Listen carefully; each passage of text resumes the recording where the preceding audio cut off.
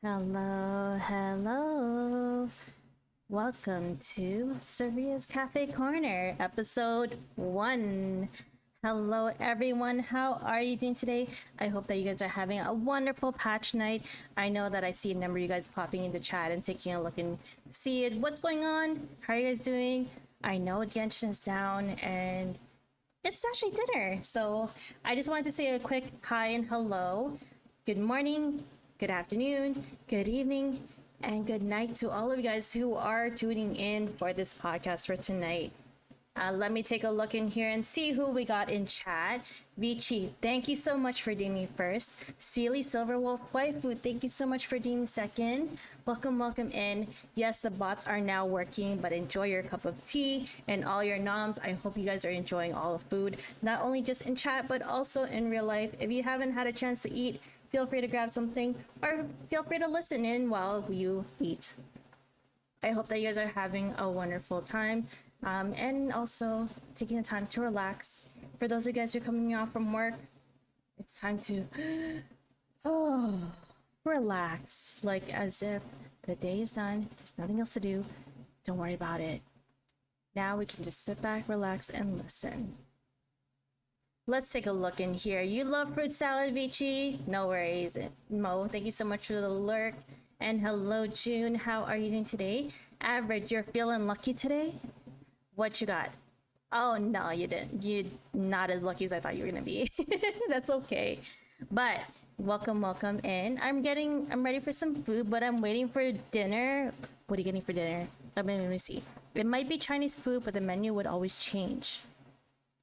I don't know how I feel about that if my menu always changed. I kind of feel like I need to really think about what I'm gonna eat. I'm having a wonderful patch night. Hi, Sunny Nikki. Welcome in. How are you doing today? Genshin is down. Oh, I gotta update my game. If you guys have not done your pre-install updates, pre-install packaging, make sure you do that so that you can make sure that you are getting in the game a little more smoothly when the patch goes live tonight.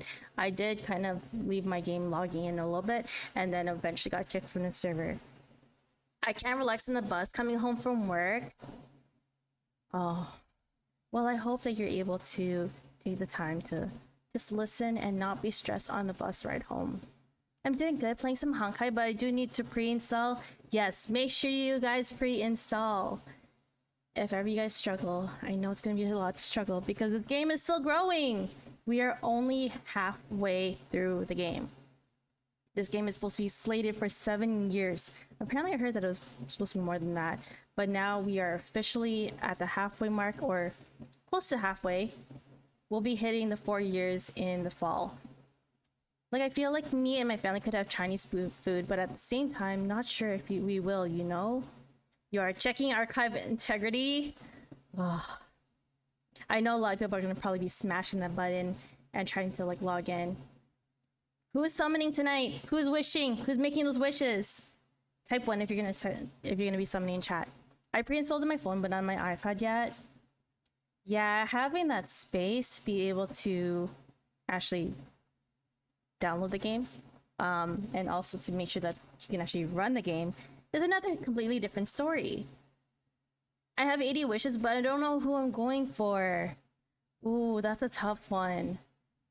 Well, it sounds like we got a lot going on, especially with the summer patch now. We are going into the summer patch. If you guys are not familiar with what's been going on for the past couple of years of Genshin, for the first 2 years, we've had a summer patch, which was in the Golden Apple Archipelago. And then last year, we had an event with Klee and Kaya, which actually featured the Hydra Eidolons that we met in Fontaine. Now we are going into another summer patch, and then by the fall, we will actually be meeting up in Natlin. Hello, is this a trial? It was not me. I don't know. What do you mean? I'm going to at least try and build pity for Navia, but I might just try and save for Natlin. Don't build pity! Guys, do not build pity. How many times do I have to tell you don't build pity? You've seen it on firsthand on my stream. What happens when you build pity? You end up getting a 5-star that you didn't want to get.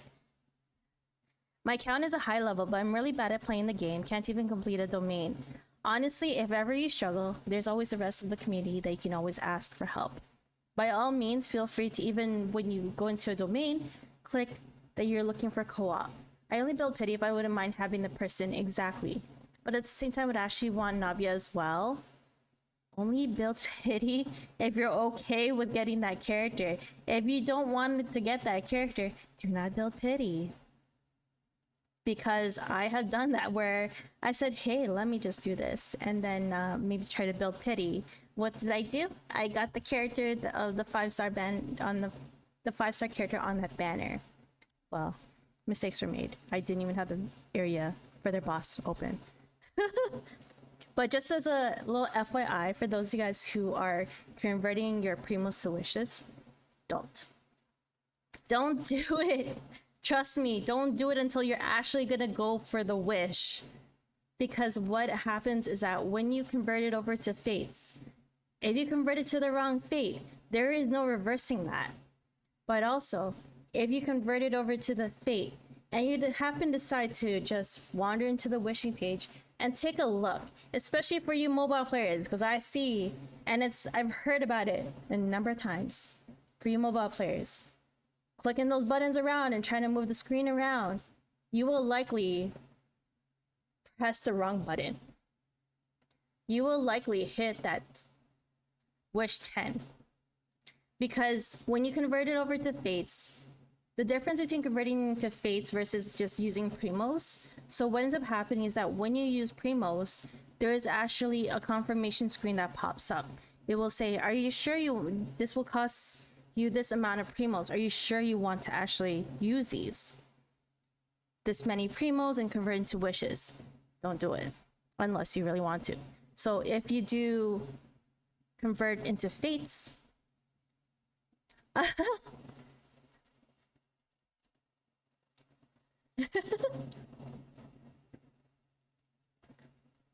uh-oh, I don't know. But when you convert it, wait, I'm scared. Vici, what's the answer? And thank you so much for the 300 biddies. I appreciate you. Now, if you convert it over to fates, there is no confirmation screen. So it will already pull for you. And there is no taking that back. But now I'm 0 into pity after winning 50-50 and getting Farina. I actually did a 10 pull one time. Listen, even on 0 pity, you might think, oh, I'm too low in pity. I'm not going to be able to make it. It will happen. I have done it. I have pulled at 0 pity and gotten a 5-star. Want to know how to create suspense? I really... Oh. Ah, I see now what you did. I see now what you did, Vici. Thank you so much for that. I finally got Farina, but not second count. No Farina. That's okay. There's always next time. There's more opportunities for even next year or for the future reruns. And even then, maybe you might decide, hey, like, do I still want this character? Maybe you still want to keep playing them? Do you still want to keep pulling for them? Hopefully in the there might be another rerun for you to be able to pull for Farina to get on your second account. In that case, I shall save. Good for you. Nothing that I should tell you what to do, but if you don't want to pull by accident, this is a safety measure that you need to take. So make sure you don't accidentally press something that you shouldn't have. Or, you know, if, like, say your sibling takes your phone and decides to maybe, like, they had a bad day with you, they had a bad fight with you, and they're like, okay, I'm gonna log into my sibling's phone and like wish. You actually have like a little split second with that confirmation screen. Maybe another 2 seconds, maybe, depending on how long it takes for them to like be like, oh, there's a additional screen, and then they'll probably say okay, because you have to register reading that, and then they'll probably do it. I wonder if Needless Skin will be app from day one. I'm not sure. I think it should be. I'm not gonna look at the wishing screen until I see the red exclamation mark once again. Oh, I mean, that's gonna be tonight because of the rollover into the new patch. My friend stole my phone once and used 130 wishes. I got a C1 Sino and Winged Jade Spear from Weapon Banner. Did you want Sino? Did you want Winged Jade Spear? And how did you feel about it?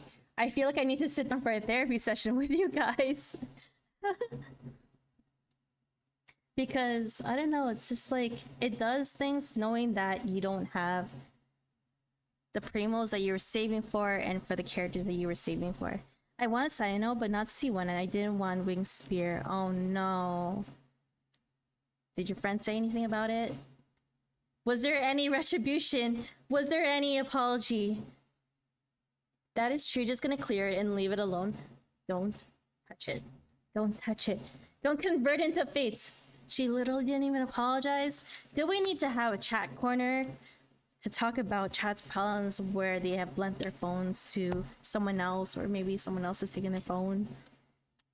I feel like we need to have a whole R&R situation here. I'm not gonna convert. That's exactly true. That's exactly right. That's what you should not do, is don't convert. Don't convert. Otherwise you will lose all your primos by accident. But that means you still have a chance to be able to get the character you want, even if you are at 0 pity. Because you never know. Looking at that number, that big number, be like, I did that. I saved that. I made sure that I didn't lose a single primo. I convert because I'm more likely to use the primos if I see it in primo form, because when I see a higher number, I think I'm safe. Let that high number think you're safe. Because if you change it into a fate, you're not safe at all. I always make sure my brother wants either a weapon or a certain character before I log into his account. Pulling on your sibling's account is okay. I mean, if you're good luck for them, basically, then sure. But them taking your phone, them taking your device and logging into your account and using your primos that you work so hard to log into every day, even for 15 minutes, to make sure you did your dailies, and then even like for the times that you did your quests, and it's all gone in like a matter of minutes, and you don't get any satisfaction out of being able to wish for a character, because by the time you get it back, there is nothing for you to wish with, or it's already there for you and you were not there to witness getting the character that you wanted. But enough of that. Enough of that depressing stuff. No, I'm just kidding. I would like to hear more of you guys' stories about, you know, lending your phone to your sibling and all that stuff, and how it's been like. I've seen, you know, VAs actually pulling for viewers, or even when people go to conventions, they meet a VA saying like, "Hey, can you pull for this character that you voice for me?" I save the wishing for him. I just get the primos. Ooh. But just like they do things like that, so it's just, you know, making sure that, hey, like, can you do this, because good luck, why not? But without further ado, I will dive into a little bit of our agenda for tonight. A little bit of a different change than what we're used to doing on the podcast. Usually we are on 801 Lore FM, where we talk about the Archon quest or talk about a character and how they're relevant to the patch and how they're relevant to the story. I have had other streamers feature on the show before, but we are going to dive into things a little more differently this time. And this is actually going to be a new podcast format called Zaria's Cafe Corner, where I will be doing a book reading and analyze the book. And we'll do some streamer spotlight where I feature, or we feature a streamer that has been a big boon to the Genshin community, but also part of my journey as a Genshin streamer and one of my lovely friends, my amazing friends. And I hope that you guys will be just as excited as I am to be able to talk to them and discover their journey to being a streamer, to being part of the Genshin community, and to being where they are right now. And of course, we will talk a little bit about lore, the upcoming patches, things like that. So to make sure that, you know, you guys are not completely without Genshin content. People clap. I know there's a lot going on. But I hope that you guys do have a chance, enjoy much of the content that I am putting out today and going on forward. One of the things that we do talk about here is the books in the library. Oh, Vici, we are not doing that today. But I do that you duel them. Maybe. Maybe when the game comes up, maybe. Osmanthus wine thank you for tastes the same as I hydration. remember. But where are those who share the memory? So today we will be talking about a book from the archives, and I do have a streamer in mind to be able to feature in tonight's podcast, and then we'll talk about a little about Natlin. If you guys have any burning questions about Natlin, please hold them towards the lore talk segment, and then we will talk and we will dive into a little bit of things that you might be thinking about coming up. Oh, I forget there's TCG and Genshin. How could you forget? Oh no. Well, without further ado, I will start with our first segment. So we will be talking about a very important book, but kind of not important in the sense that it hasn't really been emphasized a lot, but it was emphasized in Lisa's hangout. I'll be lurking as I listen in the podcast. Have fun, everyone. Thank you so much, June, for stopping by, and have a good lurk. If you guys ever need to lurk and listen, feel free to keep us on the background. We will be diving into the book called The Pale Prince and the Six Pygmies. So I actually went into diving into a little bit about this book and why it's such a thing that we need to really think about and how it's relevant to the story and all the lore. We'll be making stew, no worries. All right. The Pale Princess and the Six Pygmies. Volume 1. In the distant past, the Night Mother ruled over a faraway land of night. Here, no light touched the earth. Nor did a single tree grow, and there was no life here, but the horrendous denizens of the dark. The Night Mother was the source of all sins, and the land of night was the embodiment of her evilness. The cruel Night Mother, who had neither heart nor mouth, was always watching the land of night, and her punishments were always unexpected. The only thing she could not bear was the occasional ray of moonlight that made it through the clouds. The light that penetrated the walls of darkness always irritated her. The Moonlight Forest was the only place free from the rule of the Night Mother. Only there could the people bask in the bright moonlight and enjoy the grace it brought to the living. Everyone in the kingdom of the Moonlight Forest was born with fair skin, light-colored hair, and bright blue eyes. Perhaps the constant lack of sunlight and the nourishment of the moonlight was the reason for their beauty, giving them an appearance different from the abhorrent creatures lurking at the edge of the forest. So this was actually a book that we got a long time ago in Genshin from right off the bat. If you guys don't remember Lisa's Hangout, it's understandable because that was probably 3.5 years ago, maybe almost 4 years ago. So, and for those of you guys who are just starting in the game, you guys might remember it as, you know, something that we had to run and catch the Abyss Mages for.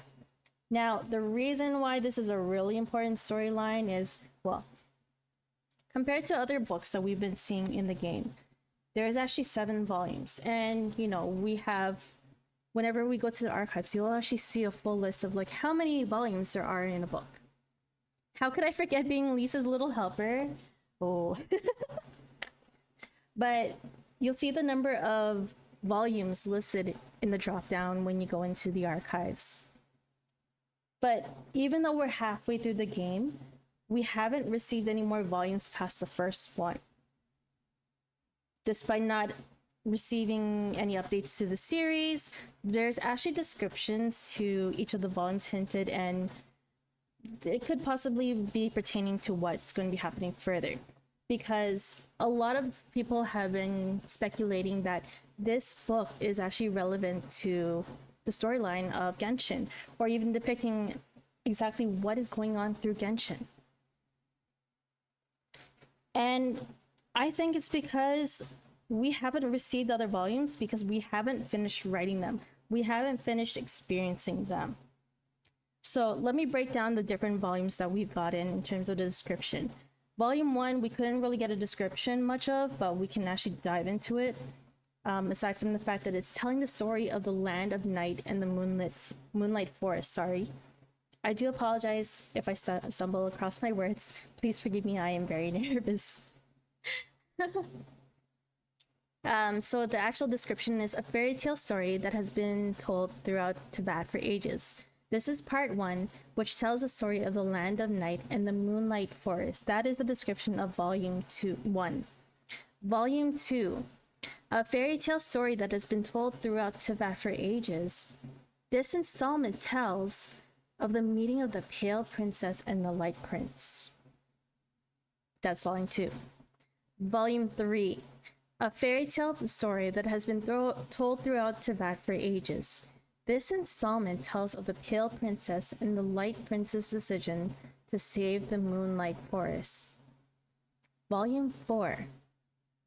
Now it's going to keep saying a fairy tale story that's been told throughout Tibet for ages. 4 says, Installment 4 describes the meeting between the Pale Princess, the Light Prince, and the Six Pygmies. You're good, thank you. Volume 5, in this installment, the Six Pygmies' sinister scheme starts to unfold. Volume 6. This installment tells of how the Six Pygmies managed to implement their nefarious plot. Volume 7.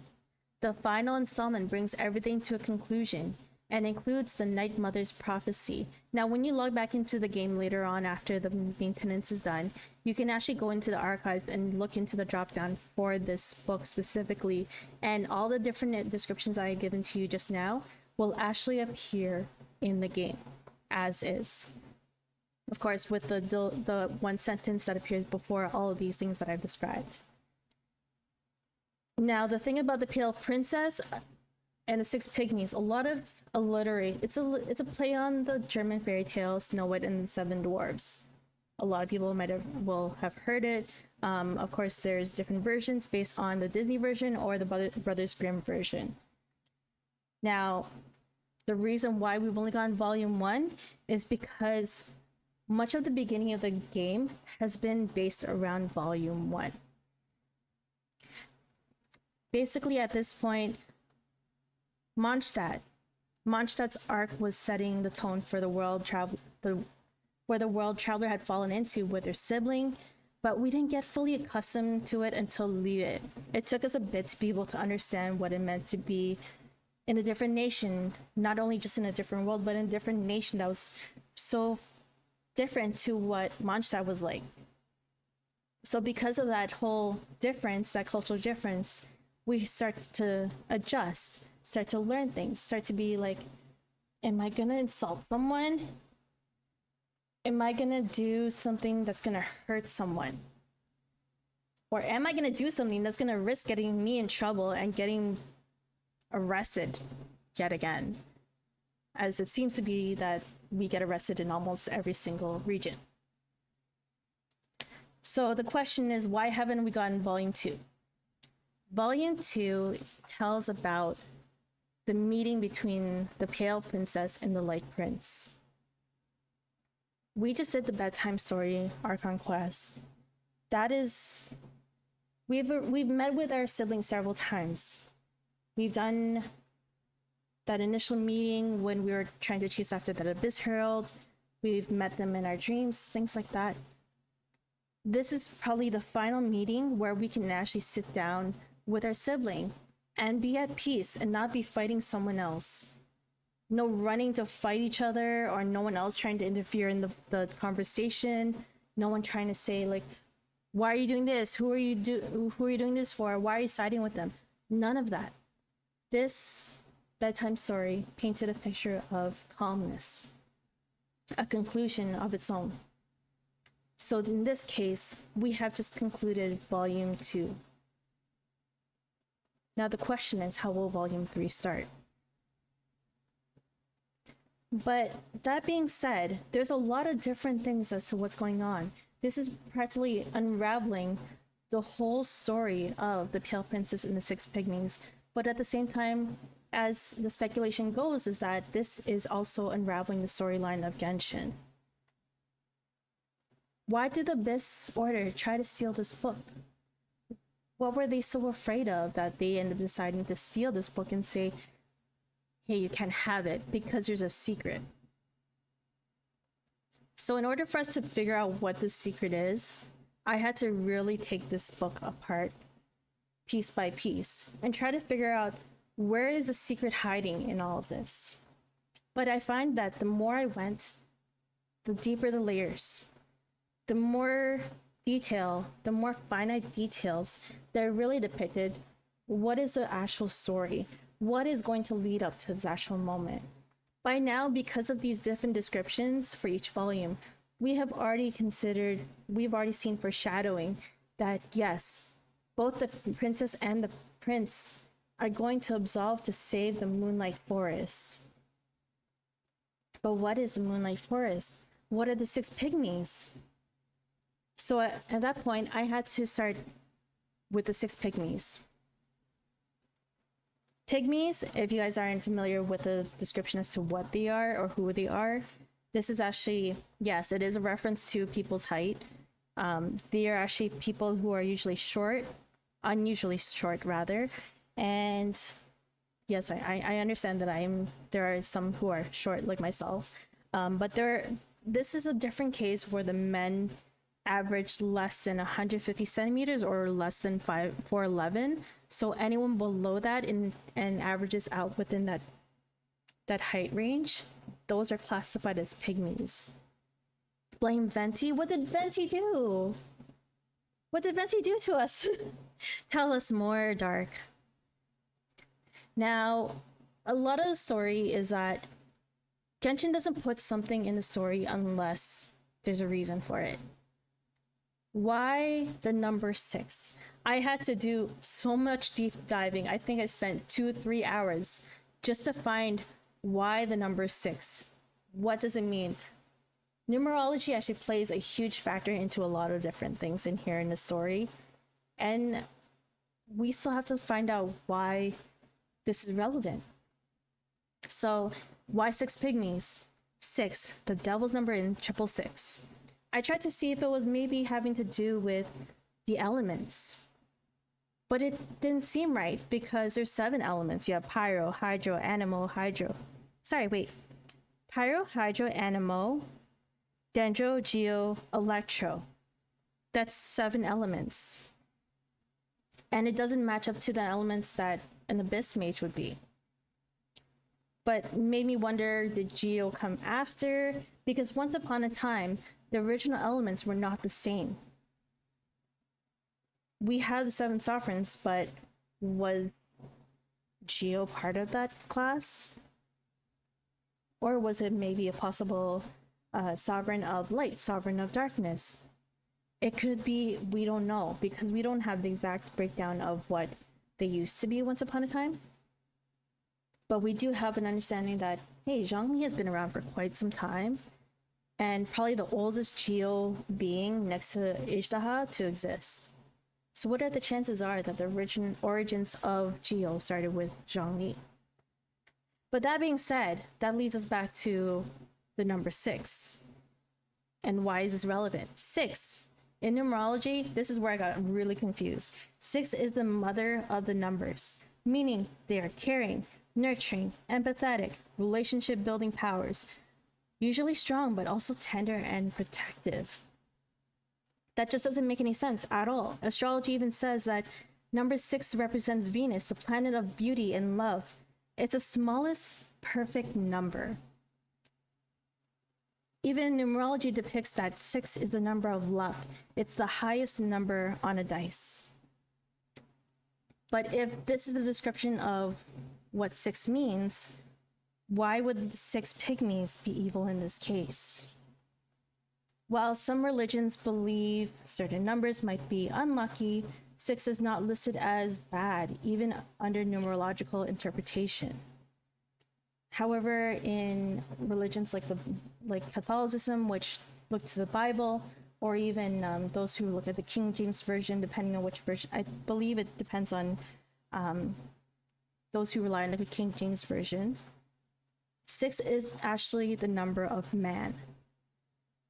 In the Genesis chapter 6, the word man appears 6 times. The 6th man in the Bible is Joshua. By the way, Joshua also being 6 letters. And Joshua is the same word as Jesus, or pronounced in Hebrew, Yeshua, which is also 6 letters. Now, the only thing is that while I could bring it back to reference to Catholicism, there are also many references to Gnosticism in Genshin. Like, you know, the Archons having names from Ars Goetia, like Morax, Paimon, which was a dead giveaway, because there is no alternate for Paimon. Paimon is just Paimon. But Zhongli, Morax was Morax. He became Morax. He used to be Rex Lapis. Now he's Zhongli. Then you have Venti, the animal god.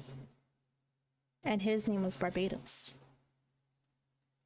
But then you have characters like Raiden, who became Baal, and Beelzebub, and Nihida and Rukkhadevata with Bur.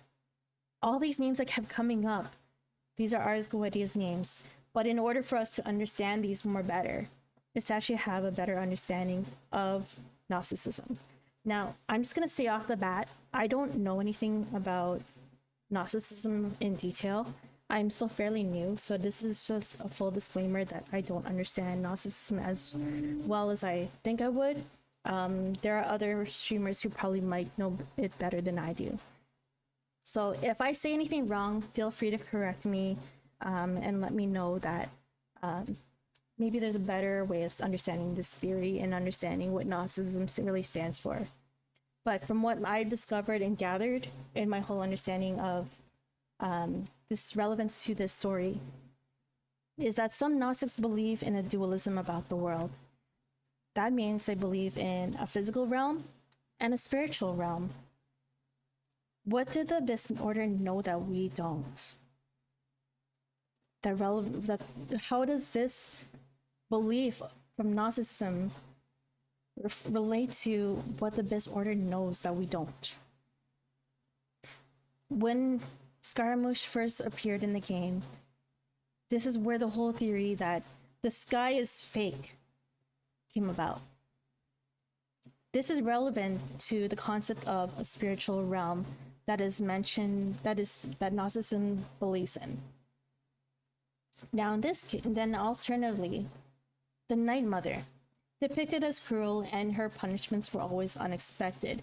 Now, I understand that in this case, in the story, it says that she has no mouth, no heart, but it's possible that over the years she's actually created a form for herself to be able to interact and administer punishment somehow.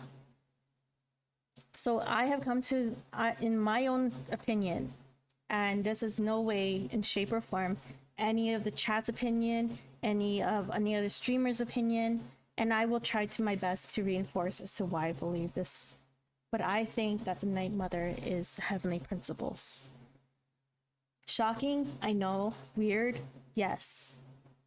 Understandable, probably not for a lot of you guys, but I swear I have an explanation as to why I think that the Night Mother is heavenly principles. Night Mother is the source of all sins, and the land of night was the embodiment of her evilness. This is a literally big sentence that I had to really break down to be able to understand why this is so relevant. Why is this something that the Abyss Order knows? Why is this that the possibility that maybe, just maybe, that the Night Mother is the heavenly principles? And the first part of the sentence I really wanted to take was land of night as embodiment of her evilness. Every single day, for those of you guys who have farming routes, some of you guys, I know you guys have farming routes. You may have pinned it on your maps. Been like, okay, I'm gonna fight this hilly trail here, or I'm gonna fight all the treasure hoarders here, and the treasure hoarders there, and the treasure hoarders there. And that has become your farming map, but you do it every single day to the point that it repeats itself. How did these characters respawn every single day? And it's because the embodiment of her evilness is purgatory. The embodiment of her evilness are the ley lines. The ley lines are symbolism of purgatory, because every single time you activate a ley line, even those bulbs in the open world, you are unleashing the original memory of those monsters that used to live on that area. Whenever you fight ley lines that have, say, treasure hoarders, they used to be there in that spot once upon a time, and then they died, but the ley lines remember them. The ley lines always remember who was there once upon a time. And as a result, hilly trolls, meta trolls, sama trolls, abyss mages, treasure hoarders, all these different monsters that we fight on a daily basis, in order for us to be able to raise our characters and be able to make sure that their weapons are best and in tip-top shape, are stuck in purgatory. Their souls are left to the power of the ley lines. There is no rest for them. Hi with Dash, welcome in. How are you doing today? There is no rest for them. Basically, the embodiment of her evilness is to make sure that their souls never rest. That whatever sin it is that they've committed in their life, whether it be small or big, or even the sin of someone else in the family, even the sin of a whole nation of Conria, has passed on not only to one person, not only to the next of kin, but every single person in the nearest vicinity. It didn't matter whether they were really someone else who was living on the fringes of the nation. It was because they were part of that nation. Just being associated with that nation, you are automatically receiving someone else's punishment. There is no fair punishment. And that is what the Night Mother was trying to do. Night Mother said, I don't care about whether this person did the unjustful thing. I don't care if this person is the one who released the abyss upon the world. Everyone had a part to play in this whole entire story. Everyone in this city is automatically a sinner. Everyone here is going to get punished because of one person. And as a result, we have sentenced them to their purgatory in the ley lines.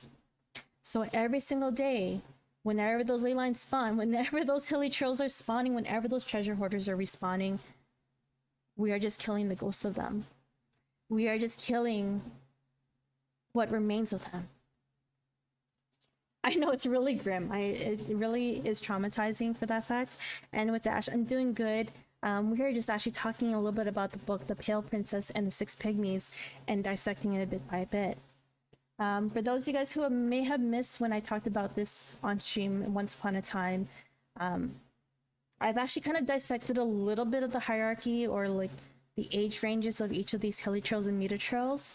I believe that the hilly trails are representative of children, as we've seen with Caribert, who was a child once upon a time, and when we see him in the Bedtime Archon quest, he's a lot more older, but of course when he was turned into a hilly trail, he was only 10.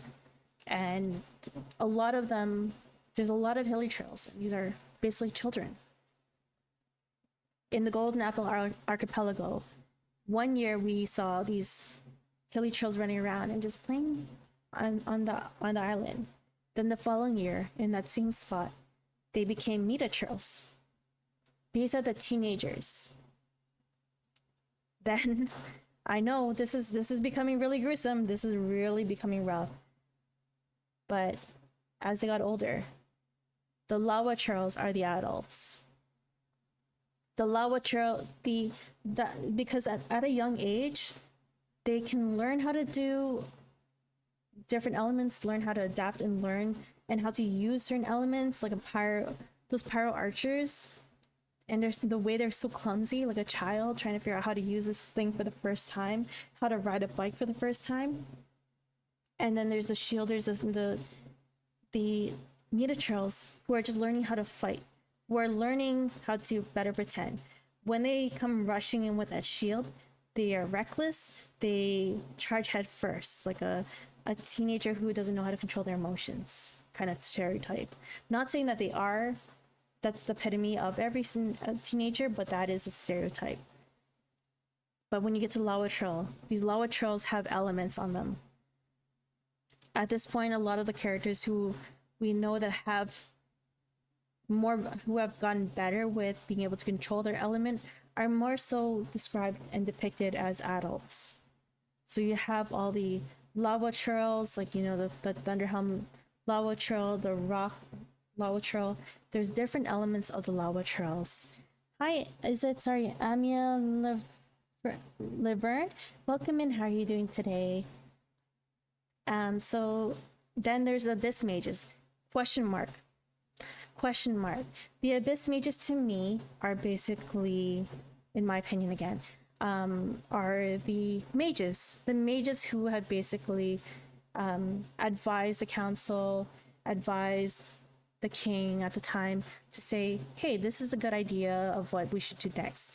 The Abyss Mages are also the advisors, and you have the ones who kind of do like the talking. They're the ones who talk in your ear kind of mages. But they also do the magics. They're the ones who say, okay, we need pawns. This is our real plan.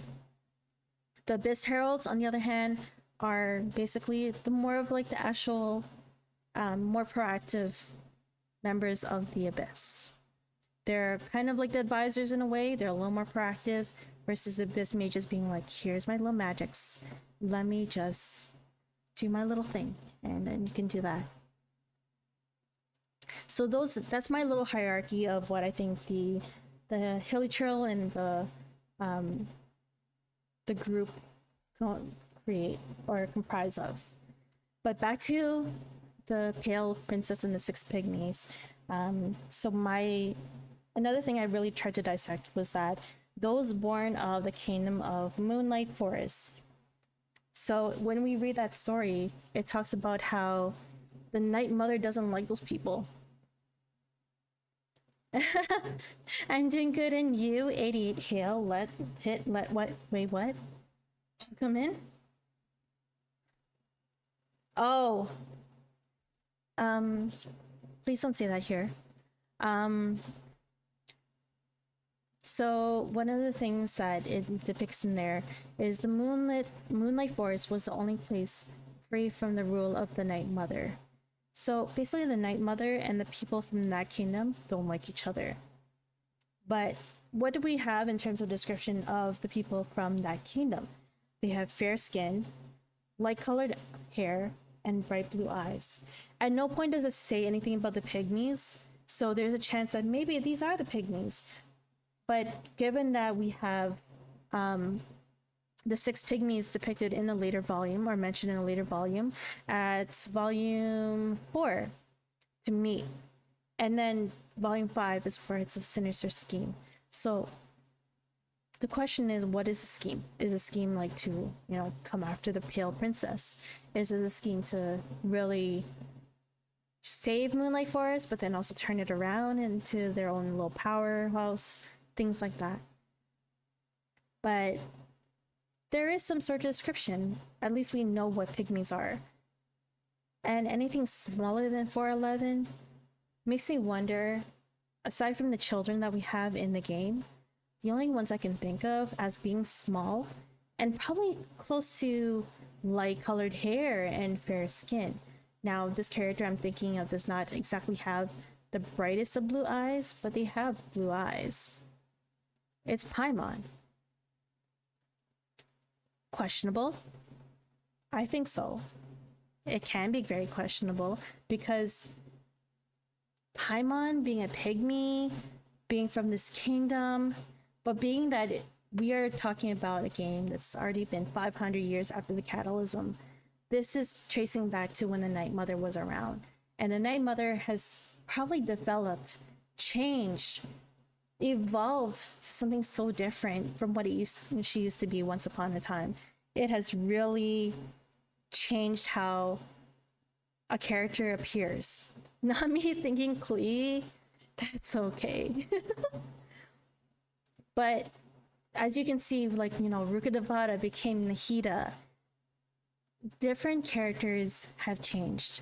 What we know as Makoto, what we know as Zhongli. Zhongli used to be a different character. Even the fact that he was able to change into a dragon. According to the book of Rex Incognito, he's actually been able to change different forms. So what are the chances that the Night Mother and even these pygmies are not able to change how they look like? But given that we are so much later in the game, and Paimon being so young and naive, there is a chance that maybe Paimon is a descendant, a survivor descendant, kind of like how Kaya is. Kaya also being from Conria, but also in the way that he is a descendant of the Alberic's. So in that case, Paimon is completely unaware of what her ancestors used to be.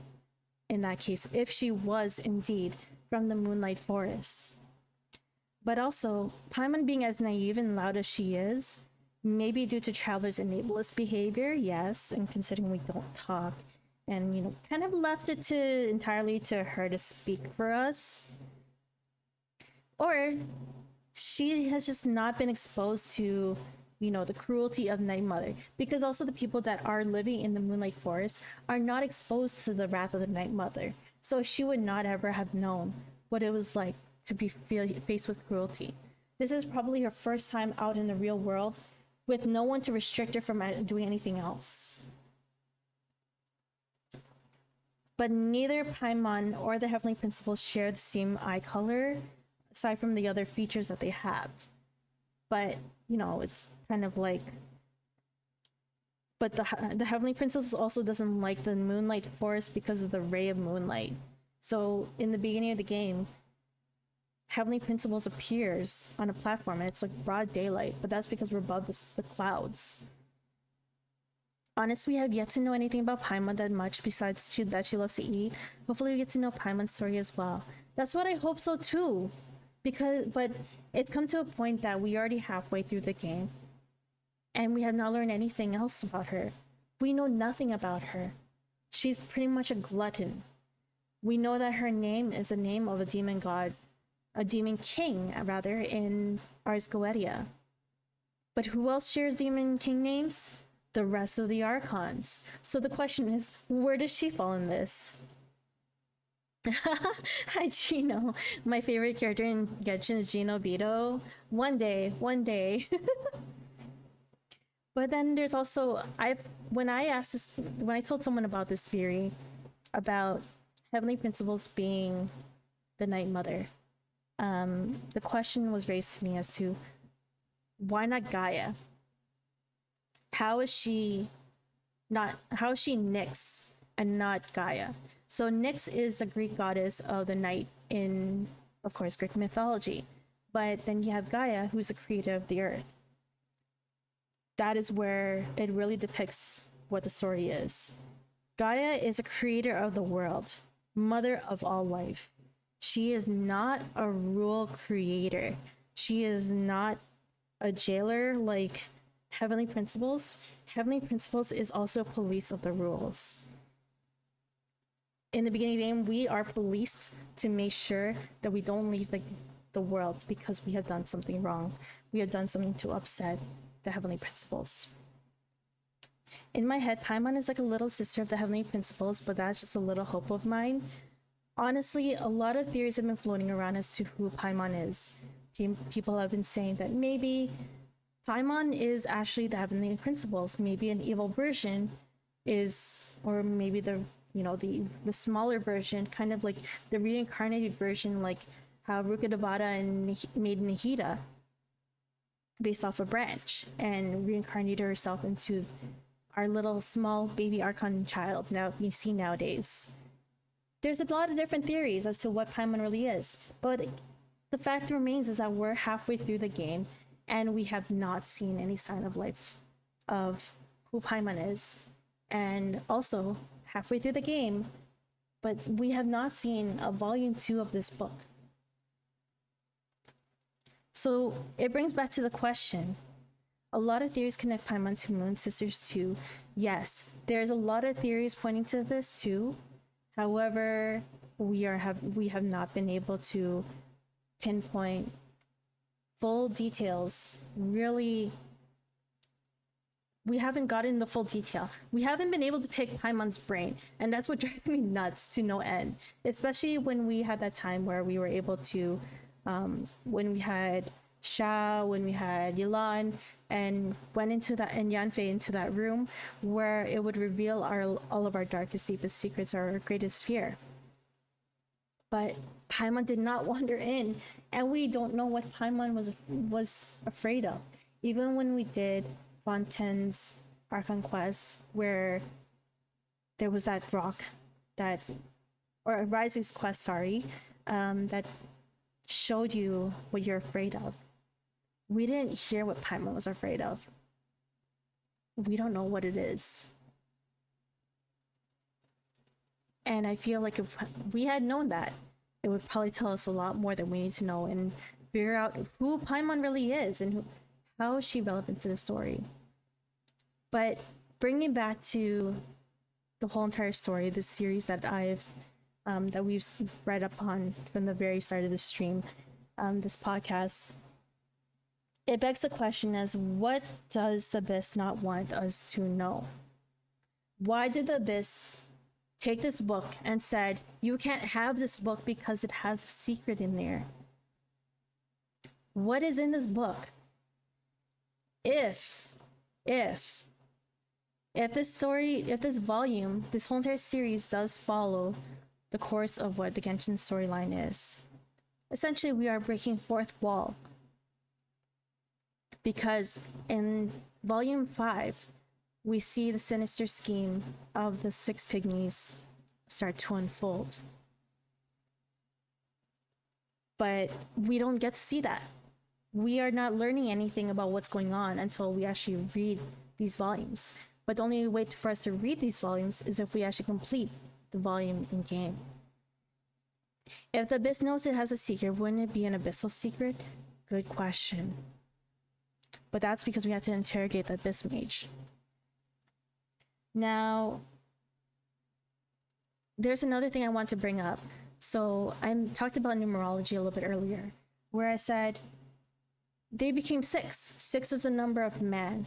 But if their plans are like the Pygmies, the 6 Pygmies, for when they join the Pale Princess, or whoever who is basically their leader, they become 7. And 7 is the number of completion. That means they have all the pieces to be able to make everything unfold.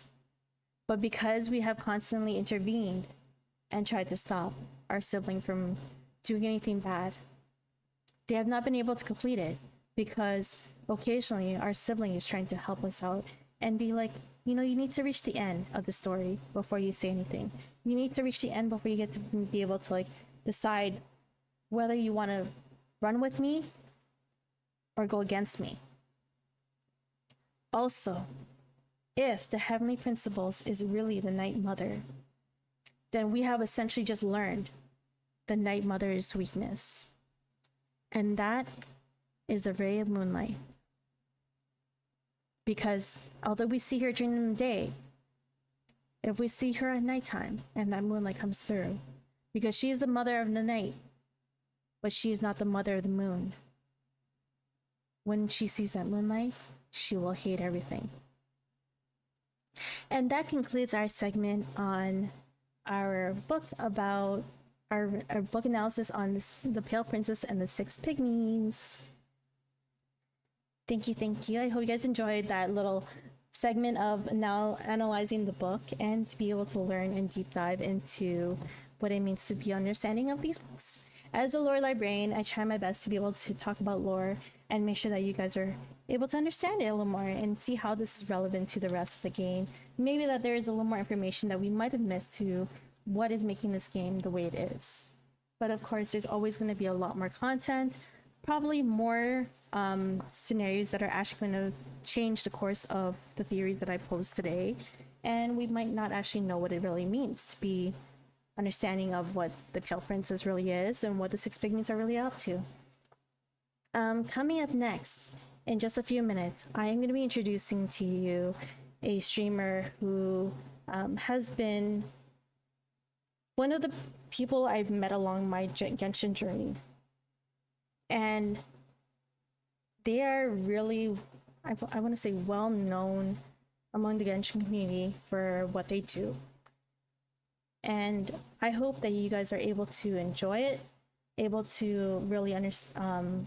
If you guys ever have any questions about the streamers that I speak to, even questions about the stuff that I talk about, feel free to drop them in chat because we will always continue to address them. But if you have questions about Natlin speculations, stick around because we're going to be talking about that after that segment where we do the streamer spotlight. So we are going to take a quick break. If you guys haven't had some water, if you guys haven't had a chance to hydrate, feel free to do so. I will be back in just a moment. I will see you shortly.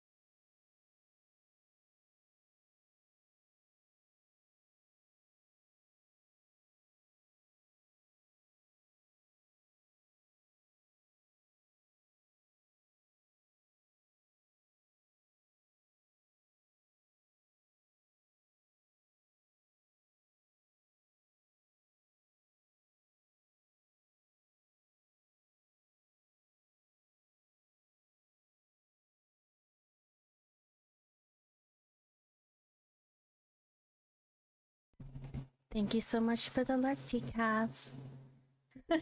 And if you guys are enjoying the music and having a good time and just hanging out here, how are you guys doing so far? We are just going to be starting up in a little bit. I'm just waiting to check in on my guests. But if you guys have any burning questions about all the lore that we've been talking about, feel free to drop that in chat. Hi Venom, welcome in. How are you? Is it Venom? Venom's 9 teeth in just. I'm trying to understand. Let's make sure I say that right. But welcome in. How are you guys doing today?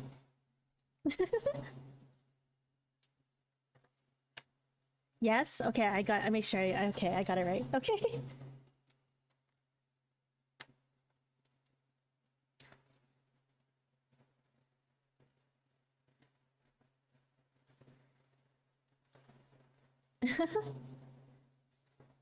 What do you guys think about that segment though? Did you guys think that it needs some work? Do you guys have some theories about it? I'm more than willing to hear about it.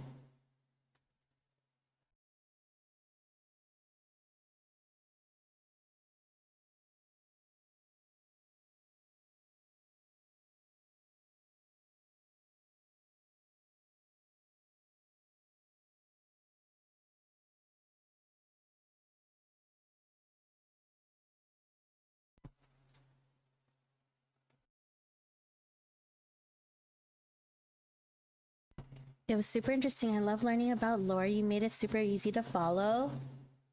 I hope that it makes it easier. There is definitely a lot of content, especially when it's been 3-4 years of content.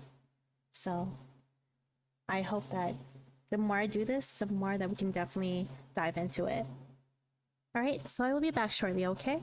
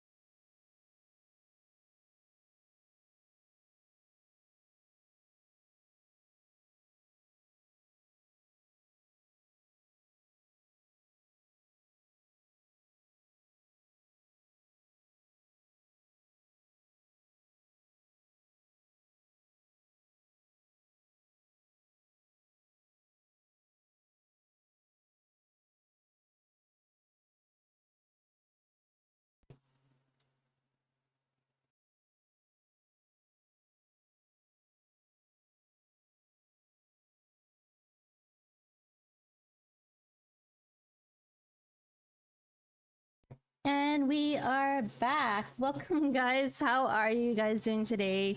Welcome back in. I hope that you guys enjoyed that first segment where we talked about the Pale Princess and the Six Pygmies.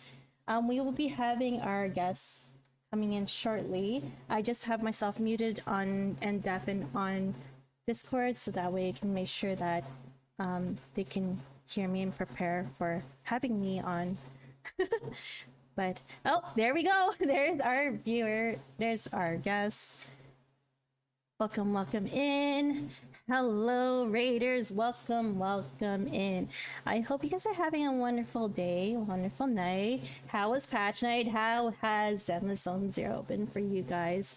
Guys, I'm going to give a shout out to Josh, who is actually going to be our guest for tonight. So, actually, let's give him a call and see where he's at. Is it ringing? Is it ringing? I feel like I need a telephone ring sound to make sure that I can get in there. Oh, let me share. Oh, wait, is it going through? Josh? Josh? Do we have Josh? Oh. Did we lose Josh? I think we lost Josh. Okay, let's fix that one more time. Hello? Josh? Josh? Josh? Oh, it says you're muted. It says you're muted. Why are you muted? Hello? Why are you deafened? Oh no, you're deafened. Hello? Josh, I think you need to undeafen yourself.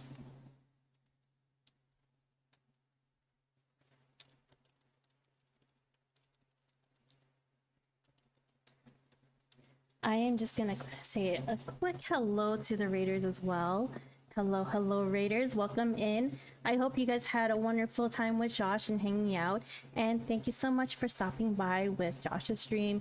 I know that streaming can get long and tiring, so if you are tired of hanging out with Josh and don't want to hang out with us, feel free to go and have some rest, eat, hydrate, all that good stuff, and then make sure that you are doing all the post-stream self-care. Hello! I was totally not talking bad about you. I'm just kidding. Welcome in. Can chat hear Josh? Oh, hello? Can everyone hear Josh?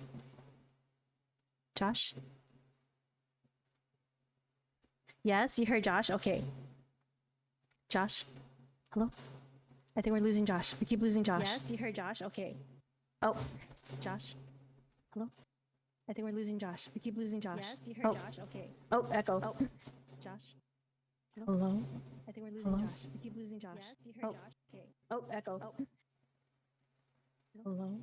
Hello? It's so weird hearing my own voice back at me. I'm here. That's okay. Wait, can you hear an echo? Yes. It's so weird hearing my own voice back at me. I'm here. That's okay. Josh broke it. It's okay. But are we Give me one sec. Yeah. It's okay, guys. It's okay. It's just Josh and our computers. Honestly, there's never a time where you don't go stream without having some sort of technical difficulty.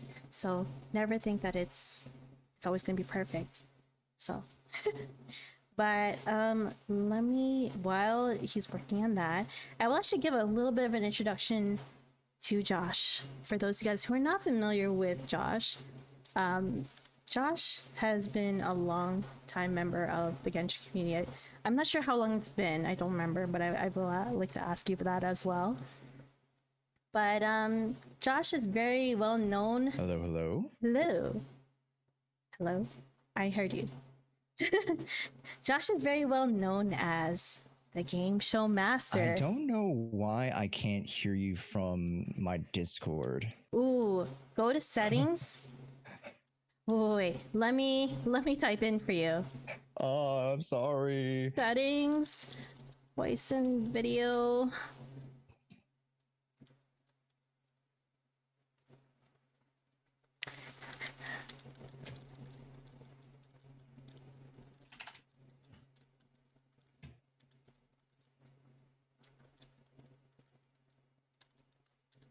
I think I know why. I think I know why Josh can't hear me. I swear if it's what I think it is. No, it's also because I'm using it's voice meter banana. Ooh. I actually don't use voice meter. Oh, I do. I do have. You're so right. I honestly thought that it after what happened that one time, it makes more sense. Yeah. Okay. Well, hi everybody. Hello. Just so as I mentioned, everyone. So the streamer spotlight segment is about streamers who I met along my Genshin journey, and I really wanted to introduce you to my friends and all the people that I've met in this community. Because without them, I wouldn't have learned how to grow not only as a Genshin player but also as a Genshin streamer. And I was really scared to actually ask Josh because I literally asked him yesterday, very last minute. But Josh, who is also known in the Genshin community as the game show master, is here. Josh, as much as I gave you an introduction, I will let you also introduce yourself and be able to say hello to our listeners for tonight. Hi everybody. Yeah, I'm just I'm down to clown always, and I think you kind of nailed it on the head. A lot of what I do content wise is definitely like game shows, a lot of collaborative content. But yeah, I mean, I'm just a silly old guy who likes playing gotcha games and then also bringing together people for fun, creative, wacky stuff that I put up. So yeah, hi everybody. Chat's already calling you Gramps. I don't know if that's a good thing right now. Yeah, no, that's when you get past the age of 25, it gets the dementia starts kicking in, you get creaky joints and stuff like that. It's you know, I'm, yeah, don't be 25. well, someone said to me that it seems to be a thing that streamers don't exercise. But correct me if I'm wrong, but I think you said that you used to be a trainer. Okay, well, yeah. I used to be, but in the most recent of the past moons, I haven't been the most active. That's understandable because, You know, Genshin, streaming, doing content. yeah, Genshin and ZZ especially. That's been taking up a lot of my time. Ooh, how much are you averaging, you think? Like how much time do you put into just working on your games, do you think? Just just the game itself, or like you're just talking about like overall like just creating content for the game? Just playing games. Playing games, I'll be honest, I actually don't play the games as much as people think I do. Really? So like I would say even since I cover Genshin and ZZ, as the main two, and then Honkai Star Rail, just it's on the back burner right now till we get back to the Ciensual, but I would say averagely day to day maybe like just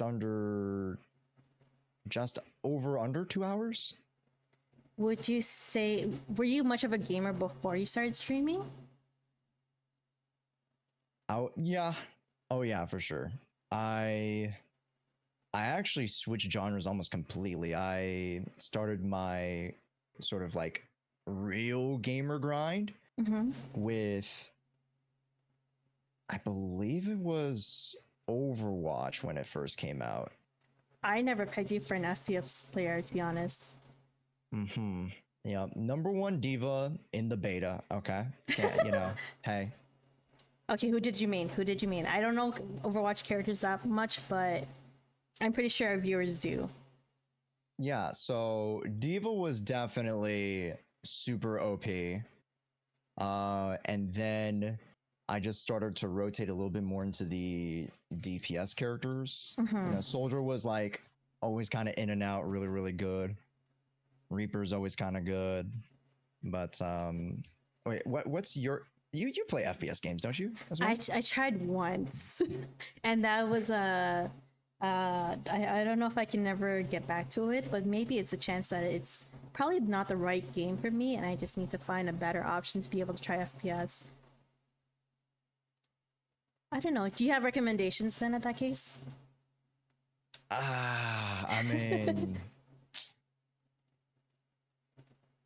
you know, even though it's the most popular, I don't know, chat. Do we recommend Valorant? I don't know about that one. I don't know Valorant. about that one. Valorant. Oh no. Valorant is definitely, it's not as, here's the thing, it's not as technical as people might think it is, Mhm. especially at like the relative like starting level. But there are a lot of Smurfs. That's always an issue. But But I mean, as a beginner, what was that? as a beginner, do you think that this would be recommended? I think the community is pretty welcoming. I think if you're gonna join an FPS game, it's probably Valorant right now. Okay. So if ever I do see a Valorant game in my future content, I will come to you for advice. No, well, okay, well, see, yeah, I uninstalled Valorant for reasons. Oh, I'm just content with my Hoyo games and my crippling debt. So well, speaking of Hoyo, as I mentioned, one of the things that we started stream that I really want to feature streamers on here was that I want to show had appeared on my Genshin streamer journey, and it actually brings me back to the question of what made you start streaming? when made me start streaming? What made you? Definitely the COVID era. Ooh. I was a COVID era streamer, if that's the correct term. So like started gaming a ton during 2020, and then I booted up a stream in 2020 just so we could also like share share the screen with a bunch of my friends and homies that were trying Genshin Impact. And then I wasn't really that into streaming at that point to where I actually continued to like actually stream or even create content at that point. At that point, I was just like super unserious. I kind of just played games to play games. And if I met friends, like, so be it. But it wasn't until I would say mid 2022 when I started to actually, hit the ground running a little bit more and start to see some potential with streaming and content creating, which is kind of like a big gap of time relative. Yeah. But I mean, I'm a little bit slower than some other folk. That's I guess when it comes to the game. Well, that's honestly that's understandable. It took me quite some time, and I totally can relate. I feel like there are probably some people that are still not sure about the future of streaming, but you have really made a name for yourself, especially in the Genshin community. And I know since you've already started branching into other Hoyo games, but you, as a Genshin streamer persona, you have also made a name for yourself in being the game show master as your title. Like, even so, not too long ago we did Hug Fiend's third Twitch anniversary, and he said that he was very intimidated that he asked you to be part of his show.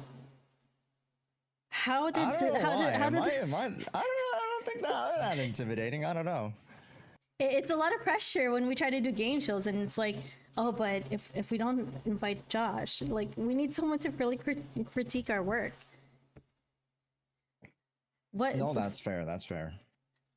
What made you get into the concept of game shows, though? I mean, I always loved, the Jeopardies, Who Wants to Be a Millionaires, even some like European game shows, like what's that climbing ladder? I forgot what it was called. Describe it to me. It's like a really old show. Basically, like, you start with like a pile of cash, and then like you gotta make sure you retain the cash by doing like a bunch of mini games and stuff. There's also Minute to Win It. I love that game. Just a bunch of like little mini 1 minute like mini games. and then you kind of go up against people and you work your way to the top, kind of that one. So that one's more conventional, but you know, I I've definitely consumed a lot of video game, not video game, excuse me, game show media, you know, throughout the years. So that kind of like always really stuck with me as a great medium to bring together people for something that's a little bit different of a stimulus than what they're used to in terms of like the grin and grind of streaming. So yeah. Do you remember much of how it was like to make your first game show? Oh, it was terrible. Oh, it was god awful. And I say it every time I make it that we don't have enough manpower for the potential of the show, What then? which is quite interesting to say after like producing like 3 of them so far. How many would you say is enough people? For that type of game show, I would say like you probably need at least 3 folk, and 2 like actually on the day actively working at least. And that's what we actually got to work up to on our last game show that was, I believe, just like earlier this year. And yeah, running those shows at a very high level, it it can't be a single person's effort. So I'm incredibly grateful to, especially all some of the mods here have actually from my community have actually helped to participate and help kind of produce the show a little bit. But I mean, yeah, game shows, I'll be honest, the ROI on it's not great because it is just so it's just a lot of time if you want to create something from the ground up like that. It's definitely a huge grind, especially with the amount of content and also really finding your identity as a streamer and setting yourself apart from the other streamers. Now, we only talked about a portion of your journey, which was creating game shows. Let's talk a little bit more on a broader scale with your journey after you became a little more serious with streaming. I would like to say, let's start because I met you through Genshin. I kind of want to be able to ask you a little bit about your Genshin journey and how that helped you expand and grow as a streamer. Oh yeah. Uh, It's a lot. It's a Where do we loaded start? question. It's a loaded question. Yeah, no. Yeah, where do we start? I mean, so let's start, I guess, with the game as an inspiration or as a medium, right? So when it comes to streaming, Genshin is just an honestly great game to stream because it doesn't require too much direct attention for a majority of it.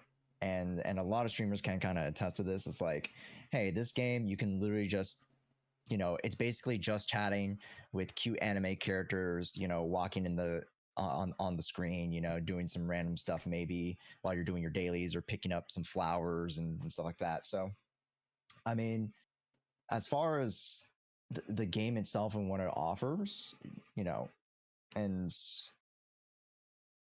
as streamers, we've kind of gone through, excuse me, we've kind of gone through a lot of ups and downs with the game, but in general, right, it provides just a very wholesome experience, something that's quite light, soothing, something to kind of put on the background as somebody else plays too, right?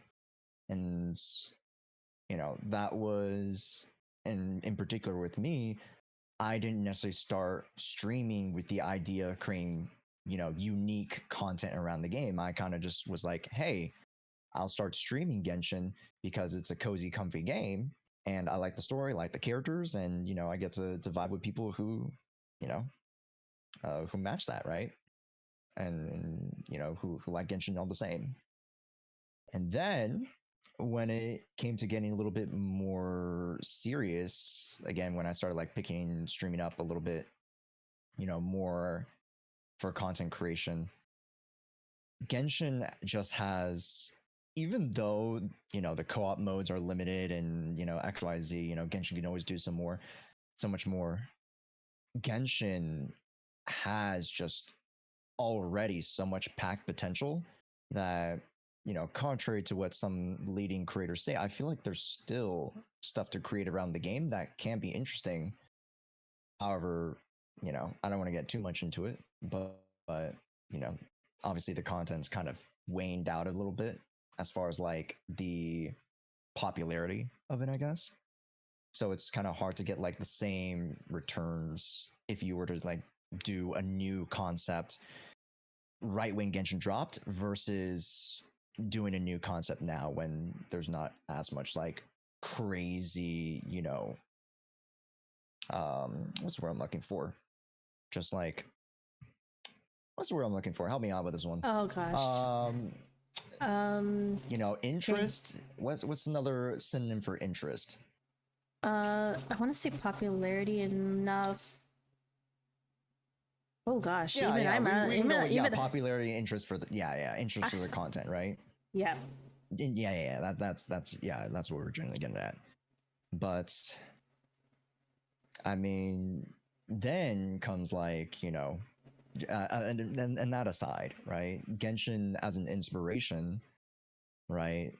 It including so many aspects, and doing it so well in a package that no other gacha game has been able to do before, right? The amount of lore and world building, from just the actual playable interactable content itself is just, there's just so much to do. And even something related to you more, right? The lore and the story are just so captivating. There's so much under the ice of the metaphorical, under the water, excuse me, of the metaphorical iceberg that you know uh that I think, back to the conversation, weirdly, it circles back to game shows, that I was like, hey, we can do a game show or like some variety content that involves all aspects of Genshin together, right? Um, that, you know, that we could tie together, a lot of, the gameplay, even some like theory crafting, right? We can, tie in like wacky or silly trivia questions and stuff like that. So, you know, um, yeah, yeah. Genshin just has so much packed into it that like it's hard not to find actually inspiration, at least come from where I am. Definitely a lot of information and honestly just a lot of good points, especially with one of the things I feel like has come across the community. And you mentioned that the game is kind of at the point where it's kind of waning a little bit, just because we have gotten to a point that the content is, we're not in the main story content now, but we are looking to eventually get into that once we get into Natlan. But that being said, it does lead into the worries or risk of burning out, not only from the game, but also from streaming as a whole. How do you address, have you ever experienced burnout, and how do you deal with it, sorry? Oh yeah. Oh yeah. The burnout was real. I think funny enough, exactly at that moment, 2022, when I was like when it clicked.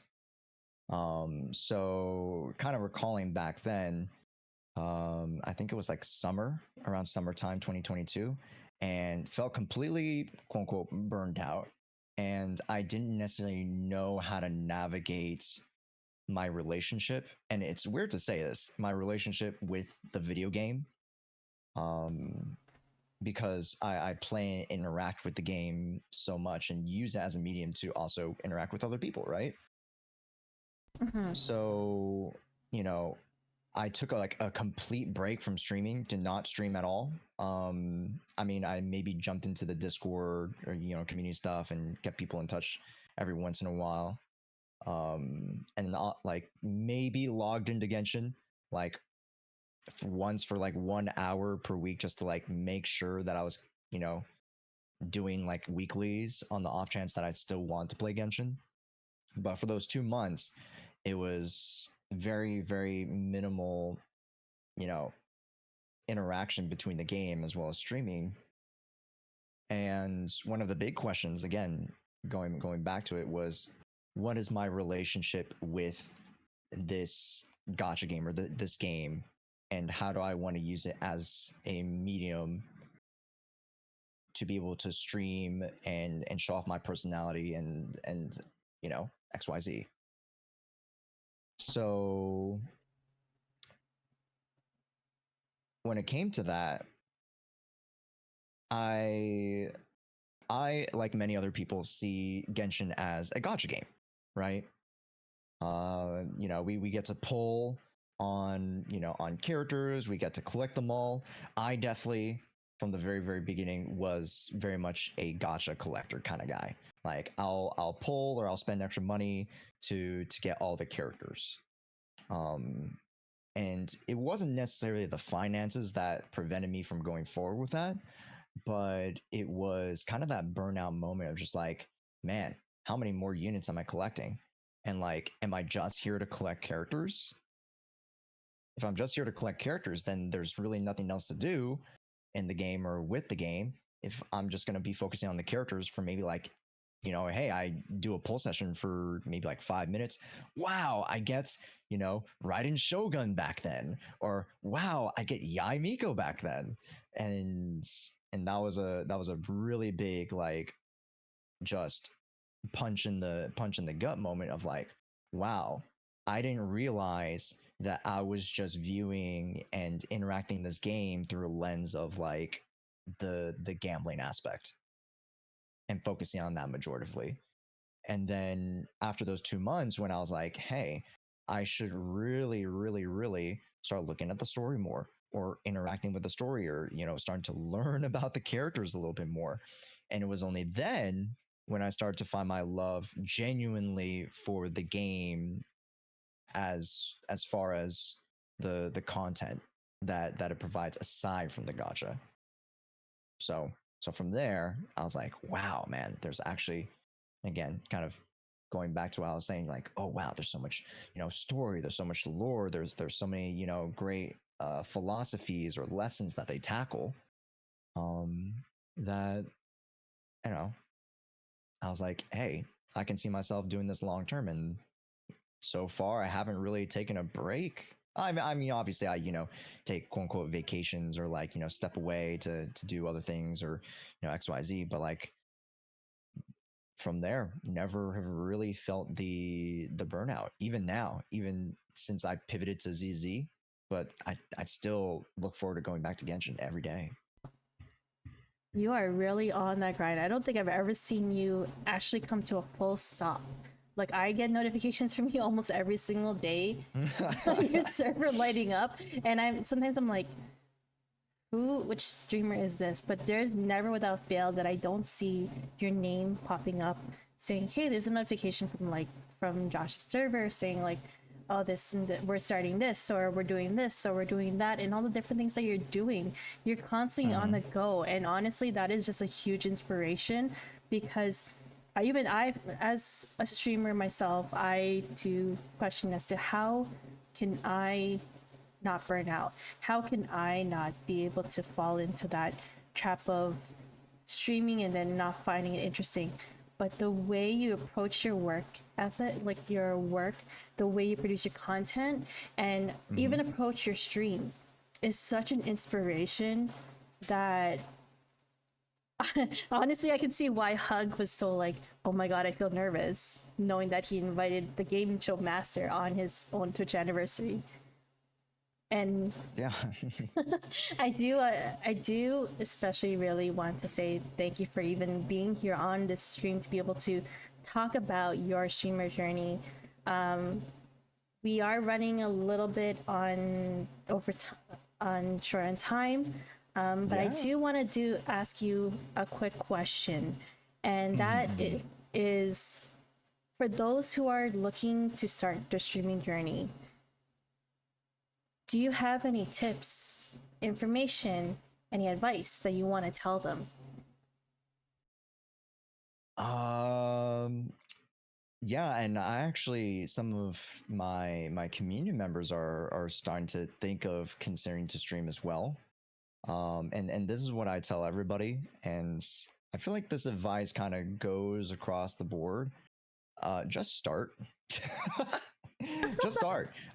Just And start. then like literally, and I started back in 2020, like not really even thinking about, hey, I want to be a streamer. I just streamed a game, and I had like zero thoughts, like zero concept of what I was doing. And it's only until you get that ball rolling of like, hey, I can just press a button and go live, right, that it'll allow me to grow in this new avenue. And then the things of like, or the that next advice comes like, oh, how do I find the game that I want to stream, or how do I find the content that I want to do, how do I find the voice or the persona, if you want to either dial up or create a whole new persona, right? Like all those questions get answered when you start. Honest, thank you so much, Josh, for being able to grace us with your presence and also being able to not only talk to us about your streamer journey, but also even give advice to those who are listening in on this podcast for tonight. I do also want to thank you for also bringing your community over here to be able to listen in and tune in for a little bit that we are talking about, not only about you, but also about the lore, and also taking the time to be able to kind of breathe before the next patch comes up tonight. Oh yeah, I'm not even playing it tonight. I was like, I was looking at it, I was like, it's coming up in like 2 hours. Nah, I Yeah. can't be bothered. I'm good. I'll play it later. Y'all can go ahead first. You guys got it. Just I word assume of that I assume you're gonna be staying up tonight to play it. unfortunately not. I will not be taking part in that That's fair. tonight. But I do have a bit of advice that I've noticed from my past couple years in doing summer events. And I kind of just want to make sure that, it's passed on as well to also those who are here in chat because they might not be familiar, or maybe this is their first rodeo around the summer patch. Make sure you don't leave your character in the limited map before Natlin comes. Do not leave them there. That would be hilarious. I What happens, Oh, I know, because this was right before Sumeru came out. That's how long ago I Sure. remember this. So Golden we Apple. were in the archipelagos. Yes, I left Zhongli there, thinking, hey, like what could go wrong if I just leave him there for maintenance and eventually let the game kick me out. While everyone was logging into the game, I was one of the few unfortunate souls not able to log into the game for 2 hours because the game was trying to figure out where to place me. Yeah. So because you're in a limited map that will disappear once summer ends, once we open that new region, you're stuck floating in data space. So I had found out on Twitter, now X, numerous other people had done the same thing, and they were not able to log into the game for a couple of hours. I had even uninstalled the game, reinstalled the game, just to be able to log in before the game could decide, here, I'm gonna place you right here so you can get to Sumeru. So, just a word of advice. Well, I did not know that, and It's okay. if you want to experiment, if you want to experiment with it, by all means go for it. But that means you probably might not get to Natlin that much quicker. Right on the dot. Yeah, I cannot spare any time with Natland, so No, or when it comes out. So that's okay. I didn't know that. That's cheeky. Okay. yeah. So I don't know if you want to stay behind for this, Josh, but we're gonna just make some little speculations on what we think might happen in Natlin. Yeah, I can kick it for a little longer. Yeah. Yeah, yeah. Well, we got about 10 minutes on the clock. Yeah. 10 minutes is all we need. 10 minutes is all we need. I don't know. What do you think's gonna happen based on what we saw in the trailer? Now there's a lot of we're okay. This is not a leak per se, but it obviously involves a different game. Mhm. When it comes to Mavuika, many Yes. Oop. of people have already started to keen on the very glaring similarities with some other Hoyoverse, IPs, a la your Himeko, XP's variants and whatnot. Oh, I saw that one actually earlier today. And digging deeper, people have thought about this a lot. Mhm. And I'm very, very impressed with the community because I would not have thought about this. And I don't know the direct characters' names per se in Honkai Impact 3rd, Mhm. but they were speculating that Mavuika Mhm. might not be the direct, you know, the direct variant of Himeko, Oh. but as many people have speculated about the Pyro Archon before, and this is going to tie them both together. Because have you heard of the speculation that the Pyro Archon might not be with us at this point in time? Not the original, but not. I'm not too familiar with the new one. So people were speculating Mhm. that the not the most recent one, because that's Mavuika, of course, Mhm. but the one before her was Himeko. Huh. Not Murata? Or are we talking about No. another one No, between? yeah, Himeko Murata. Yeah, Murata Himeko. Ah. So, and then now we have Mavuika. And or like she reincarnated, yada yada, something like, I don't know. People have something happened to where now we have Mavuika. Not terribly sure how close to the speculative story that's been generated around, but I think that's a really, really interesting take. And now that also like brings up the question of like her relationship with the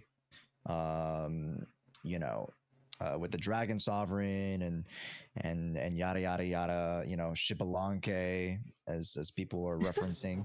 Chad is getting traumatized right now. Yeah. Because it might be another Fossilors incident all over again. I mean,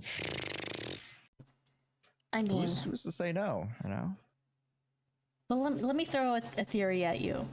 Yeah. Now, from what I've noticed, is that a lot of the Archons have followed a certain pattern in terms of their storyline and how everything's going to work. Zhongli and Venti, still the original Archons, have now assumed citizen names and lived among the people. Raiden and Farina are decoys to the actual Archon. Am I still keeping everyone on board here? I feel like this is starting to like crack. Okay, yeah, we're 4 for 6 though. We're 4 for 6. Yes, we're 4 for 6. And then you have Nihida, who was a reincarnation, but ended up gaining her abilities and memories of her original self.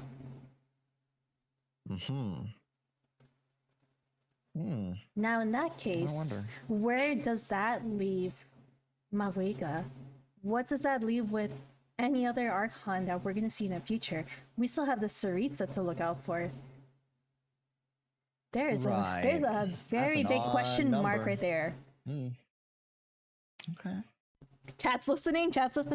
Tell me what you guys think, because I don't know.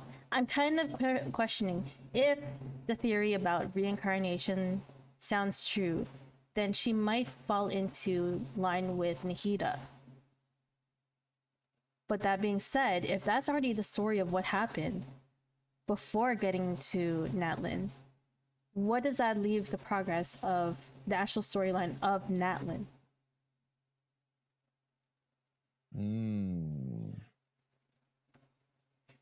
Because right now we see only Capitano and how she's talking to him saying, aren't you going to participate?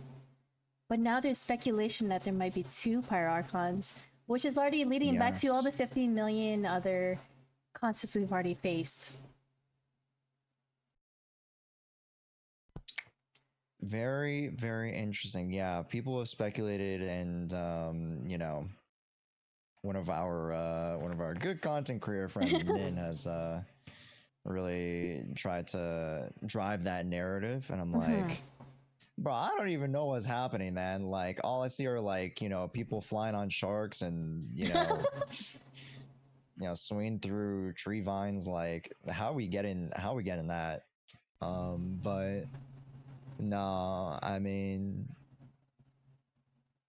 the story with Farina, and I saw this like very crazy like lore kind of breakdown of it, but it was like, oh, Focalor goes to Venti and's like, hey, how do you rule your region?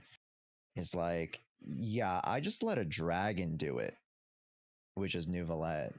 And then she goes to Zhongli. It's like, hey, how'd you rule your region? And then Zhongli's like, yeah, I kind of just staged my death. Oh dear. And then she goes to, Raiden A, and she's like, hey, how you rule your region? Yeah, I create a scapegoat. Uh-oh. And then, and then she goes to Nahida, and then she's like, yeah, I wait for 500 years in order to get reincarnated and blah blah blah to reinstate myself or act on my grand plan, whatever, yada yada yada. So I was like, that's also another fun take on it versus the pairing off. I'm like, literally Focalor takes a little bit from every previous region and bakes that into the whole Archon quest narrative or and story progression. So I was like, wow, that's one way to put it.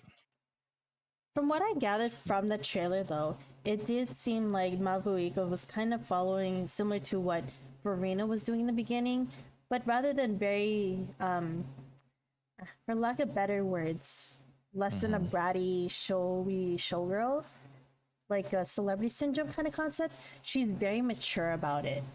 So she kind of does have a little bit of that air of maturity, but I still can't pinpoint what she's going on about, what her real thing is. What's her stint?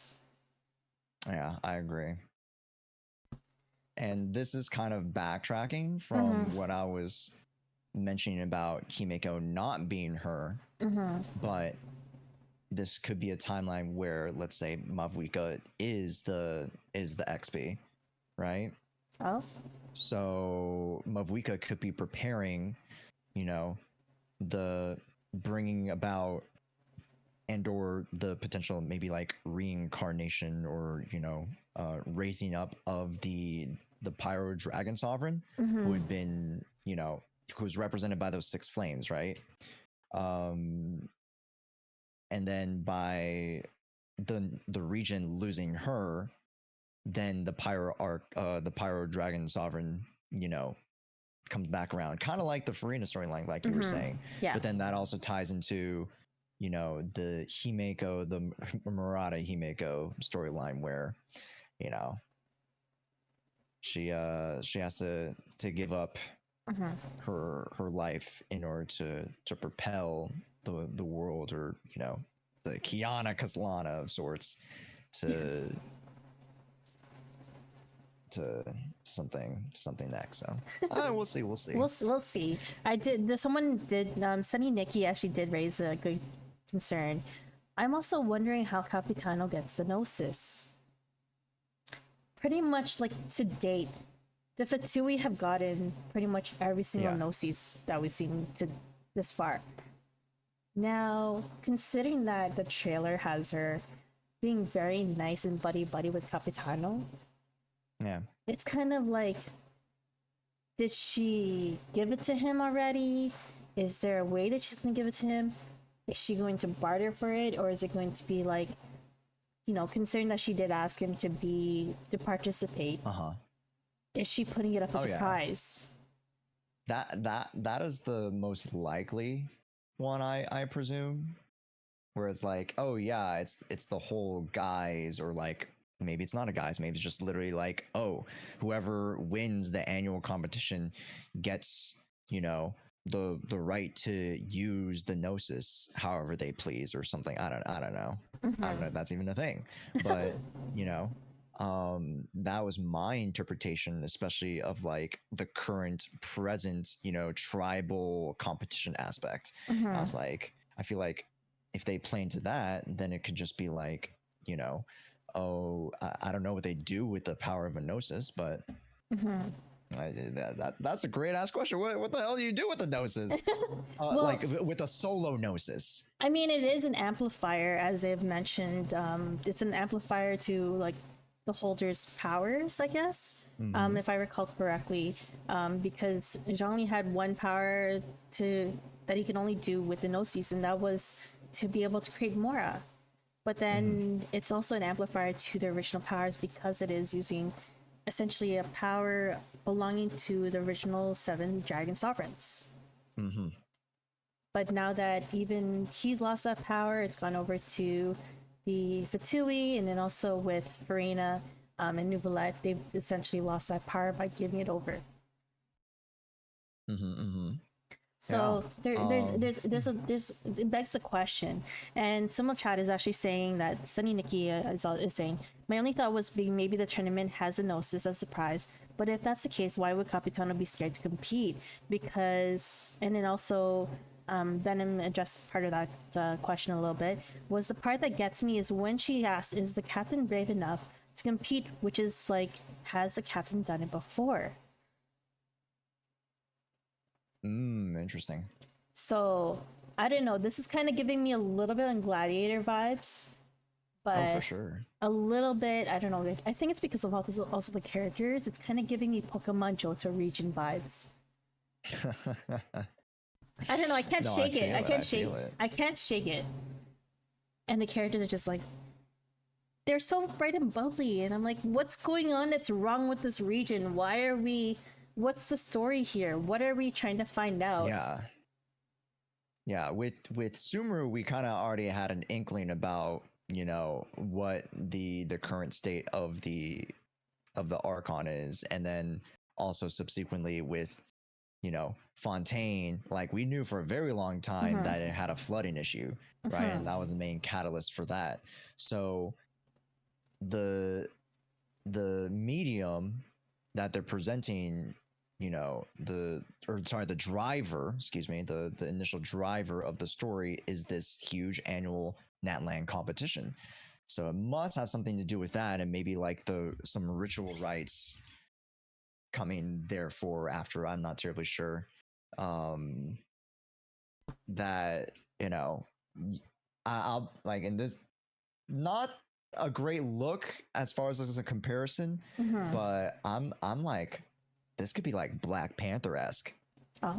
Right? You have multiple tribes fighting for the power of the Black Panther, or the ability to become, to drink from the heart-shaped herb. It could be very, very similar. And like you said, how the gnosis is an enhancing power. It could be such a thing where like, oh yeah, you get to be that guy, of the entire region. Yeah. For the year or whatever. I presume it's a year. So, yeah, could be leaning into that a little bit. Definitely. And I actually hope to be able to hear more about your thoughts once we get to Natlan. Maybe I'll be trying to like probably jump into your stream and try to see what your reactions are like once we get to Natlin. But I have kept you here for quite a bit, and again, I do appreciate you for being able to take your time to be able to come over here and have a chat with me, and again, talking about your streamer journey, your tips and advice for future streamers, and also to talk about speculations for the upcoming region. Thank you again, Josh, and also to the Raiders. Thank you so much for being here. Josh, I will let you go from here, and if you have any words to say, I will let you have the floor. No, I mean, you know, it's always fun to get to chat with everybody, talk shop a little bit, and you know, hang around. So yeah, hey. We need more roundtables. I think that'd be fun. Yeah, we definitely will be. For sure. Maybe, you know what? There's more to come. This is only the first episode of Zaria's Cafe Corner, and I hope to have more of these in the future, where not only will we be talking about lore, we even talk a little bit about the other pieces of lore that people might have missed. Yippee! I love the Cafe Corner. That's a cute name. Thank you. All right, thank you so much, Josh. I will let you go from this call. Alrighty, everybody. Have a good one. Bye-bye. Bye. Great hanging out. Bye-bye. Oops. Hello? Hi? Hello? Do I exist? Oh, I don't exist. Apparently I don't exist. Hello? I do exist. Now I exist. Hello. I hope that you guys had really enjoyed that segment, and being able to have Josh on the streamer spotlight for today has been really wonderful and enjoying. I do hope to feature more streamers in the future. I actually already have someone lined up for the next patch, but there will be lots to really dive into, especially with all the lore content that's coming out. I feel like we don't know enough about Natlin, but I have been doing my research. There has been some more books that we may have missed in the past about what it's like to really be in Natlin. Liban has talked about Natlin in the past. Thanks for listening to us, Yaplos. Thank you. There is definitely times where Liban has talked about Natlin, how it's like a war region, and it's land of man and dragon. Now, if we did not see enough man and dragon where Zhongli and Neuvillette were not enough, apparently we're going to see a lot more. I don't know what we're going to see. I haven't made a decision as to who I'm going to pull for, because I almost want to pull for this person, I want to pull for that person. I know Chad is still kind of debating as to who they want to pull for, especially with all the reruns that are coming this summer patch. But I hope that not only will you be able to get the characters that you want in this patch, if you do decide to pull in this patch, that you'll also be able to win your future 50s and be able to get the characters that you want to be able to experience Natlin with. That being said, I feel like there's still gonna be more mechanics, and I think the one thing that people really need to look out for tonight, once, or even the rest of this summer patch once it comes out, mechanics. I, for one, am not a meta person. I have a main DPS Zhongli. I don't play him as burst or shielder, so I know a lot of people will be like, why doesn't he have 50,000 HP? Well, there's a reason to that. But I have found that there's always a mechanic that they introduce into the summer patches. Be on the lookout for those mechanics, those new mechanics that you've not recognized, because they might appear in Natlin. Yes, the mechanics in the summer event, we must pay attention to the mechanics because it might appear in Natlin. That's what I'm saying. Because even the Hydro Eidolons, I thought they were nice and innocent, and like they were just to kind of mimic characters. But when we got into Fontaine, next thing I know, they're trying to kill me, and I'm like, why? So I hope that maybe we'll be able to find some little breadcrumbs, but maybe some more information. I am looking to find out what more can, because Scar and Moosh apparently is supposed to be appearing in this summer patch. Correct me if I'm wrong, but can't wait to hide. Hi Brewski, welcome in. There's definitely a lot more content to really discover, and I wonder if like maybe this patch will actually give us more information about the Hexen Circle, why Scara thinks that the sky is fake. As I mentioned about when I was talking about the tale of the Pale Princess and the Six Pygmies, where the Abyss Order knows things that we don't. The Abyss Order is trying to keep stuff from us so that we don't find out their plans. So we have to make sure that we find out those plans. But the game's not going to let us have those volumes of the Pale Princess and the Six Pygmies. What do you think is going to happen from here on out? We just finished a bedtime story, and after doing the bedtime story, after doing volume 2 of the Pale Princess and the Six Pygmies, volume 3 says the Pale Princess and the Light Princess decide to save the Moonlight Forest. The Moonlight Forest, maybe it must be covered in shade, but now last time I checked, Natlin is full on volcanoes. I'm scared to even wander into Mara Javari. So hopefully we can definitely see a lot more lore and figure out what Natlin's about before we even get into the region. But that being said, I do appreciate all of you guys who have taken the time to really tune in and be able to listen into Zaria's Cafe Corner. This has been episode 1. Thank you so much for hanging out tonight. I will definitely be raiding out as I will be ending the stream for tonight. But I hope that you guys enjoy the rest of Patch Night. Not only just your time off until the game comes back up, but also a chance to be able to win your 50/50s once the game comes up and to be able to explore this new region. Now we are going to raid out too. Let's take a look here. Oh, I think the game is up. People are talking about... Wait, is the game already up? Is the game already up? No? No. People are talking about the game being up. Alright, let me see who I shall bring you guys over to. For those of you guys who are Zenless Zone Zero players, or actually, you know what? I think I know someone who might be logging in right now. And just tuning in. Just chatting. They are doing a just chatting stream where they're gonna be talking about stuff before the Genshin. Whoop, whoop, I'm just making sure. Feels like it's a little bit early, I know. Unfortunately for the evening, I do have things to do, so I will not be able to continue up until the actual patch night start. This doesn't usually happen, but let me see where else I can send you off to, just to make sure that you guys have your time to be able to fill for the rest of the evening. Actually, you know what? I know who to send you to. This person was actually with me in Hug Fiend's Olympics. Hug Fiend's Twitch anniversary, when which Josh and I had the chance to be a part of. Josh was in a different team than I was, so we were not able to play together or fight or compete against each other. But this person is one of my teammates from that same competition. So we're gonna be raiding bite sizes. So I am gonna drop the raid messages in chat, but thank you guys so much for hanging out today and for also being able to take the time to listen. So if you are not sub to me, you can use this raid message, but if you're sub to me, you can use this message, or you can always use this message. So we're gonna go raid bite size. And yes, if you are playing Zenless Zone Zero, then you have a chance to be able to check out those drops and earn your rewards. But until then, have a good rest of your night, guys. Thank you so much for hanging out, and this has been Zaria's Cafe Corner. Have a great night.